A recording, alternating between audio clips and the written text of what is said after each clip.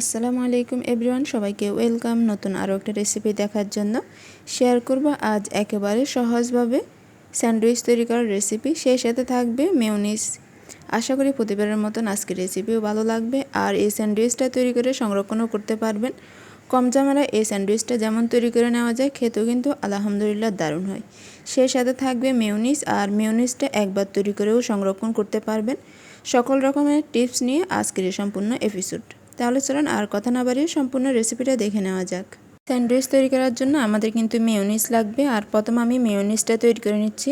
এর জন্য আমি এখানে মিক্সি ব্যবহার করলে আপনারা যে ধরনের ব্লেন্ডার থাকে ওইটা ব্যবহার করতে পারবেন। প্রথমে রুম টেম্পারেচারে থাকা একটা ডিম নিয়ে নিলাম, আর 1 চা চামচ দিয়ে দিলাম চিনি, 1/4 চা চামচ পরিমাণে দিলাম লবণ, আর 1 চা চামচ পরিমাণে দিয়ে দিচ্ছি হোয়াইট ভিনেগার। সেই সাথে এর মধ্যে অ্যাড করে নেব 1/4 চা চামচ পরিমাণের সাদা গোলমরিচের গুঁড়া, ইচ্ছে হলে কালোটাও ব্যবহার করতে পারবেন। সেই সাথে দিয়ে দিলাম প্রায় 1 চা চামচ পরিমাণের লেবুর রস। দিয়ে দেওয়ার পর এখন আমি এর মধ্যে অ্যাড করব 3/4 কাপ পরিমাণের রেগুলার রান্নার তেল, তবে তেলটা একসাথে দেওয়া যাবে না, অল্প অল্প পরিমাণে 2 থেকে 3 বারই দিয়ে এটাকে খুব ভালো করে পেস্ট করে নিতে হবে। আর এখানে আমি তেলটাকে 3 বারই দিব। আপনারা ইচ্ছে হলে এখানে এক্সট্রা ভার্জিন অলিভ অয়েলটাও ব্যবহার করতে পারবেন। আর এই মেয়োনিজটা তৈরি করে প্রায় 7-10 দিন সংরক্ষণ করতে পারবেন। আমি প্রথমে এটাকে 2 মিনিটের মতন পেস্ট করে নিলাম। আর অবশ্যই লাগাতার ব্লেন্ডারটা অন রাখবেন না, অফ অন করে এটা মূলত ব্যবহার করতে হবে। 2 মিনিট পর আমি ঢাকনাটা খুলে এর মধ্যে আবার কিছুটা তেল দিয়ে দিলাম। এরপর আবার এটাকে 1 মিনিটের মতন ব্লেন্ড করে নিব। একটু সময় নিয়ে করবেন, এতে কিন্তু এটা একেবারে পারফেক্ট হবে। আর উপকরণ কিন্তু একেবারেই কম লাগে। আমি 3 বারই অল্প অল্প পরিমাণে তেল দিয়ে এই মেয়োনিজটা তৈরি করে নিচ্ছি। আবারও তেল দিয়ে দেওয়ার পর এটাকে আবারও প্রায় 1 থেকে 1.5 মিনিট খুব ভালো করে পেস্ট করে নিব।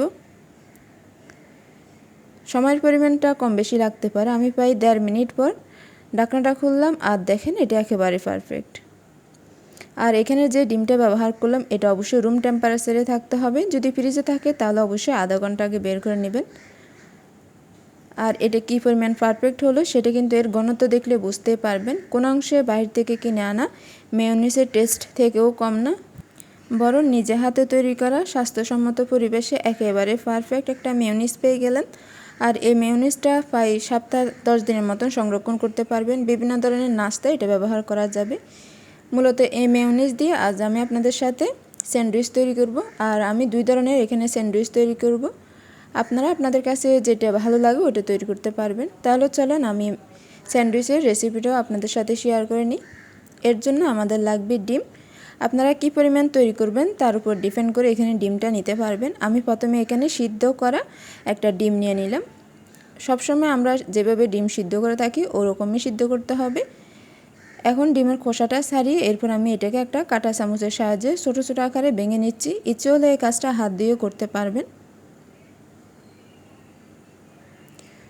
ছোটো আকারে ভেঙে নিয়ে নেওয়া কমপ্লিট। আর কী পরিমাণ ছোটো করে ভেঙে নিলাম সেটা যদি খেয়াল করেন তাহলে বুঝতেই পারবেন। এখন আমি এর মধ্যে দিয়ে দিব প্রায় 1 টেবিল চামচ পরিমাণের মেয়োনিজ, তবে এর পরিমাণটা কম বেশি করে নিতে পারবেন। মেয়োনিজটা দিয়ে দেওয়ার পর খুব ভালো করে প্রথমে মিশিয়ে নিলাম। মিশিয়ে নিয়ে নেওয়ার পর এখন দিয়ে দিবে এর মধ্যে 1 থেকে 2 চিমটি পরিমাণের গোলমরিচের গুঁড়ো, সেটা কালো হোক কিংবা সাদা, যেটা হাতের কাছে অ্যাভেলেবেল থাকে ওটা ব্যবহার করতে পারবেন। খুব ভালোভাবে মিশিয়ে এক সাইড করে নিলাম। আর এদিকে নিয়ে নিলাম 2টা ব্রেড। আমি চারপাশের যে ব্রাউন কালার অংশটা আছে ওটা কেটে নিচ্ছি। আপনারা চাইলে ওটা সহ এটা তৈরি করতে পারবেন। চারপাশে ব্রাউন অংশটা না ফেলে দিয়ে এটা দিয়ে খুব ভালো আর পারফেক্ট একটা ব্রেড ক্রাম্ব তৈরি করে নেওয়া যায়। চাইলে ওটা তৈরি করে নিতে পারবেন। এখন আমি ব্রেডের একটা স্লাইস নিয়ে তার মধ্যে যে ডিমের মিশ্রণটা রেডি করে রাখছিলাম তা দিয়ে দিচ্ছি। চেষ্টা করবেন সমানভাবে দেওয়ার জন্য, আর পরিমাণটাও কম বেশি করে নিতে পারবেন। দিয়ে দেওয়া কমপ্লিট। এখন উপর দিয়ে আমি সামান্য পরিমাণে লেবু রস দিয়ে দিচ্ছি। এটা অপশনাল, তবে দিলে খুবই খেতে ভালো লাগবে। এখন ব্রেডের বাকি স্লাইসটা নিয়েও আমি সেট করে নিলাম, আর এটাকে স্যান্ডউইচের শেপ অনুযায়ী কেটে নিচ্ছি। আপনারা আপনাদের পছন্দের অনুযায়ী কেটে নিতে পারবেন। আর দেখেন একেবারে সহজ আর দারুণ একটা স্যান্ডউইচ তৈরি হয়ে গেল। এটা বাচ্চাদের টিফিনে যেমন দিতে পারবেন, সেই সাথে সকালের নাস্তায়ও রাখতে পারবেন। আর যেহেতু কম সময়ের মধ্যে তৈরি করে নেওয়া যায় তাই হুটহাট এটা তৈরি করে নিতে পারবেন। শুধুমাত্র মেয়োনিজটা থাকলে এনাফ। এক সাইড করে নিলাম। ডিমের বাকি মিশ্রণের সাথে আমি আরও একটা সিদ্ধ করা ডিম নিয়ে নিলাম আর এটাকেও সেম প্রথমটার মতন ছোটো ছোটো আকারে ভেঙে নিব। ভেঙে নিয়ে নেওয়ার পর এখন এর মধ্যে দিয়ে দিব 1 চা চামচ পরিমাণের মেয়োনিজ, তবে পরিমাণটা কম বেশি করে নেওয়া যাবে। সেই সাথে দিয়ে দিব প্রায় 1 টেবিল চামচ পরিমাণের শসা কুচি।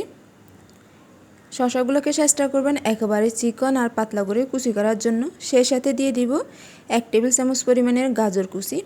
যদি গাজরটা না থাকে তাহলে এটা স্কিপ করতে পারবেন।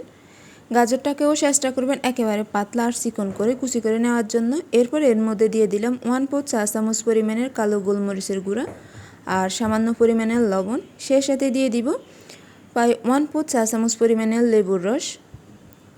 লেবুর রসটা দিয়ে দেওয়ার পর সব কিছুকে খুব ভালো করে মিশিয়ে নিতে হবে।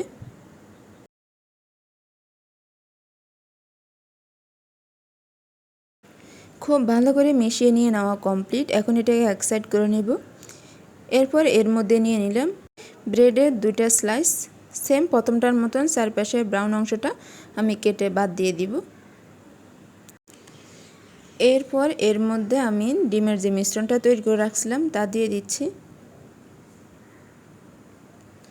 আর পরিমাপটা কিন্তু কমার বেশি যার যার ইচ্ছা বা পছন্দের উপর ডিপেন্ড করে, কম বেশি করে নিতে পারবেন। মিশ্রণটা দিয়ে দেওয়ার পর বাকি স্লাইসটা দিয়েও আমি এটাকে একটু পেস্ট করে নিলাম। এরপর এটাকে স্যান্ডউইচের শেপ করে কেটে নিলাম। দেখেন একেবারে কম ঝামেলায় কম উপকরণে এই স্যান্ডউইচটা কিন্তু তৈরি করে নেওয়া যায়। খেতে কিন্তু আলহামদুলিল্লাহ খুব বেশি মজার হয় আর বাচ্চারাও অনেক বেশি পছন্দ করবে।